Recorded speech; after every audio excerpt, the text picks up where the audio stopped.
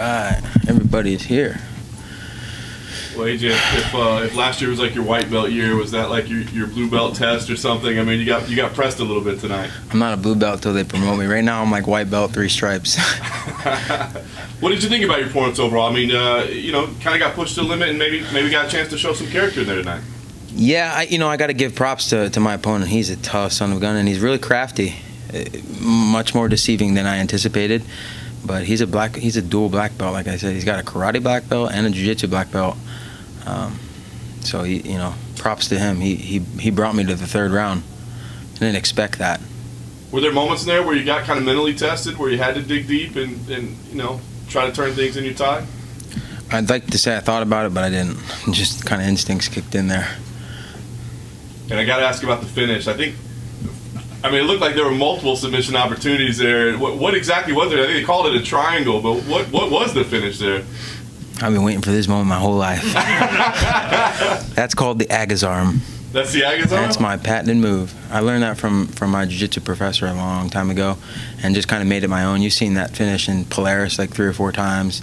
I actually, funny enough, just shared it on my Facebook 3 days ago. Did you really? Yeah. So it was cool to finally get that. It's a bait move. So you go for the armbar and you trick him into falling into the triangle, and he fell right for it. It's not really your traditional triangle. It's a little bit of a variation. So. But ultimately, I was stoked on that one. Not like pressure on the arm, or. Yeah, no, he's choked. He's choked out. Yeah. What about the thought that he possibly didn't tap? There's talk going around that he's maybe feeling like he didn't tap. Was there any controversy? Did you hear anything from him about that? Did he say that? There's some talk. We're not sure Some yet. people on Twitter are saying that he protested, but we can't find anywhere where he protested. I mean, I could have kept it longer. Right. It looked pretty clear.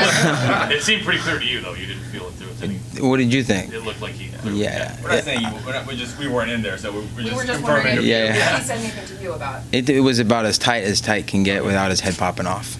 Right. Have you used that before in a jiu-jitsu tournament?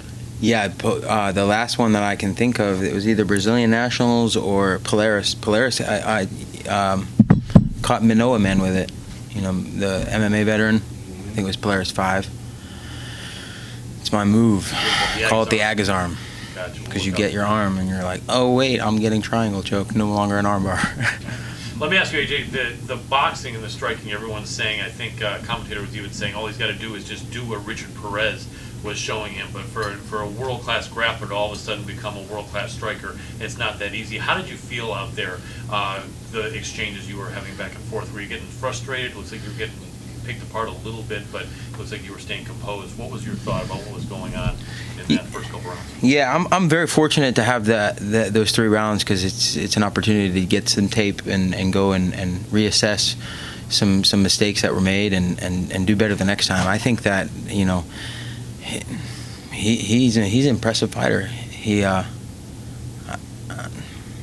I turned it up on him though in the 3rd round. It took me a couple minutes to get warmed up, and now it's just back to the drawing board with Richard, Ernie, and Randy, and the guys at Nick Diaz Academy. And it's always good to have this kind of experience because you can draw on it. Training is one thing, but when you're going against a guy, and like I said, he's a tough guy, but this is the fight business, so you got to keep it serious all the way up until after the fight. And you're just like, hey man, thank you for the fight, because it's serious business for me. I can't fake that, and you can try, but you can't. It's as real as it gets. Your last post-fight interview, you mentioned about you need to be meaner. Yeah. Were you meaner tonight? Did it look more mean? It did. I mean, did you feel like? But your fight last time looked pretty mean too. I'm just saying, like. Yeah. But did you feel like this was the mean side that had to come out for these fights?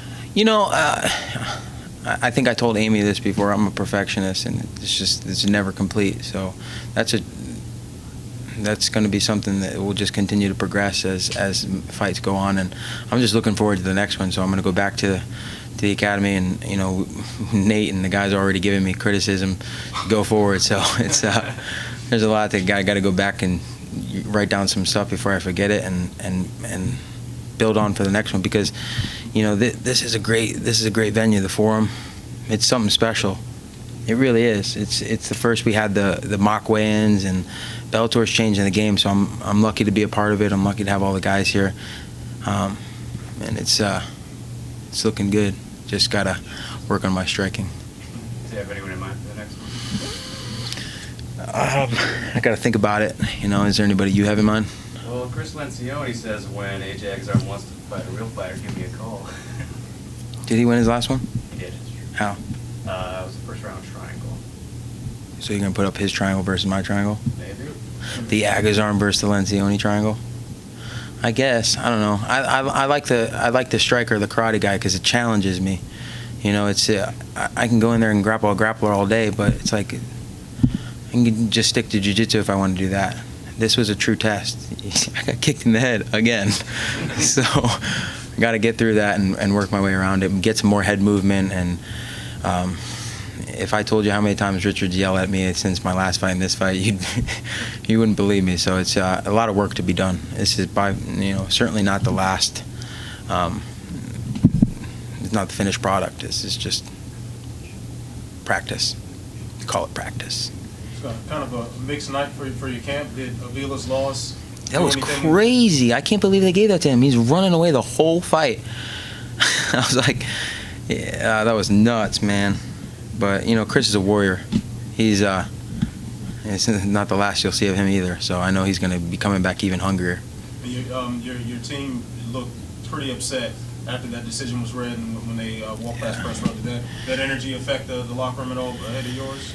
Just try to stay focused. You know, we have just an elite coaching staff that really conditions us and puts us in the right mindset. And you know, we saw that in my fight. You know, had a little tough beginning and worked through it and found the submission. And that's what it's all about, is overcoming adversity and doing what you do. So I was pleased with that aspect of the fight. Absolutely. AJ, you competed at heavier weights in submission. Can you tell us what weights you were competing at? Not only that, but you were competing with guys that weighed a lot more than you. So 45, I think, is not where you were ever in a submission. Yeah, you know, and the thing with that is that there's no impact in jiu-jitsu. There's no striking in competitive jiu-jitsu. So it changes it a little bit. But if, you know, Rich Chow called me up and he's like, hey, dude, I want you to face Ryan Bader, I wouldn't blink an eye. I would do it. Yeah. Just because I'm used to it. But the commission probably won't sanction that fight. I would like it, though. You're definitely bigger and stronger than most featherweights, I would think. Yeah, just not that tall. Right. God doesn't give wings to snakes. Last thing, you went to the Nick Diaz Academy. Jake Shields was never a really great buddy of yours. Was there any sort of a weird transition making that happen? Do you see him there? Did you speak with him before joining? Because it seems like that might not have been the place people thought you might have ended up, with Jake not being one of your favorite people. Jake's a great guy, OG, fighter, wrestler, jiu-jitsu guy, and you know, he comes strong with the Nick Diaz army, so there's no question there. You just got to stop hanging out with some of those other weird grapplers. Gotcha. Was Nick in your locker room? I know he wasn't in your corner. Was he with you in your locker room? Nick's tonight? always in my corner. Whether Okay. he's present or not, he's always here. He's always sending me texts and reminders and little hints here and there, and that's the spirit of Nick Diaz. It's kind of looming when you don't see him, and it gives you those friendly reminders right when you need them.